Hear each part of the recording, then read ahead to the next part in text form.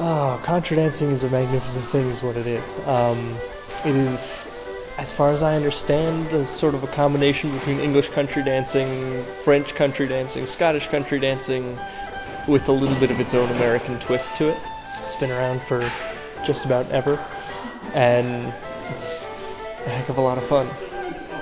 I generally explain it like square dancing, because you dance with a partner and you start at the top of the line and go down and you follow a set of like steps and just routinely cycle through those steps with new partners every time. They used to just call contra dances square dances across the board, and there has since sort of become a little bit of distinction between the two. Oftentimes, larger contra dances that you'll go to, they'll throw in a few squares here and there, which I think is a great way to get introduced to square dancing. Contra's great because pretty much anyone can jump in, have a great time, just right off the bat, and it's pretty simple and repetitive, and they tell you exactly what to do before you start doing it. That is one of the notable differences between contra and square, is that contra dancing is called, for the most part, called and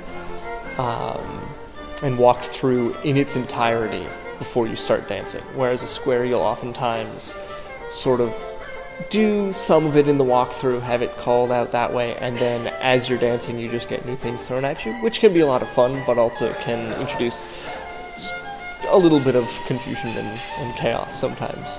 I think it's fun in a way because like dance can sometimes, I mean it's not impersonal in any way, but contra dancing is dancing with someone all the time, so it's definitely cool to like get that community aspect. You know, it's generally a whole community dancing together at the places, so that's always fun. You get to meet a lot of new people and just try new things.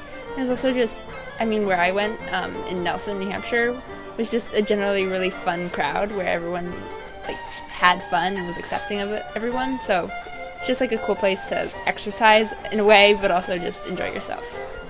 It's a great way to stay active, have a great time, get out, see some of the history and culture of this region. Here in Nelson, we have at least a couple hundred years of history of dancing here. This is one of the places that is responsible for keeping contra dancing alive in the Monadnock region, in New Hampshire, in New England, and in general. That's great if you've come from somewhere that isn't right here to Keene State, then you get some of that and you have a good time too. I play violin, but I play it in kind of a folk trad style, so trad being traditional. When I started playing violin, I was just drawn to this music. I generally come for the music, but I have danced. Yeah. I was pretty young at the time, and my older brother actually got into it. I think he had friends that had originally been going to it, and so he joined going with them, and then me and my mother started coming along and just trying it out, because I had always loved dancing. I did other types of dance, so I was like, I love dance, so I want to go and see what this is, and I just started going weekly.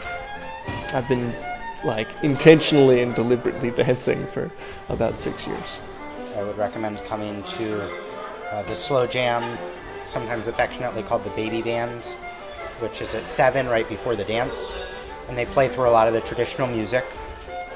And it's really slow and very accessible, and that way you can get a feel for the repertoire. And then from that point on, if you just kind of show up, it's an open band here, so you can talk to me or someone else and really jump in, and we'll figure out a way for you to play. A lot of people that I would know, especially my old dance studio, but just everywhere, when they dance, they're always like really self-conscious and worried that they don't look good. And in my opinion, dancing is just a lot about having fun and being yourself. It's supposed to be something that you enjoy, so don't worry what other people will think. Just have fun. I mean, I think a lot about kind of the political upheaval of our country, and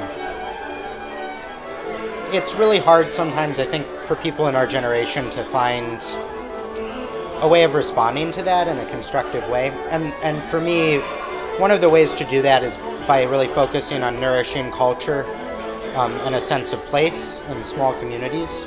And I think contra dancing is really a way to do that, whether you're dancing or playing.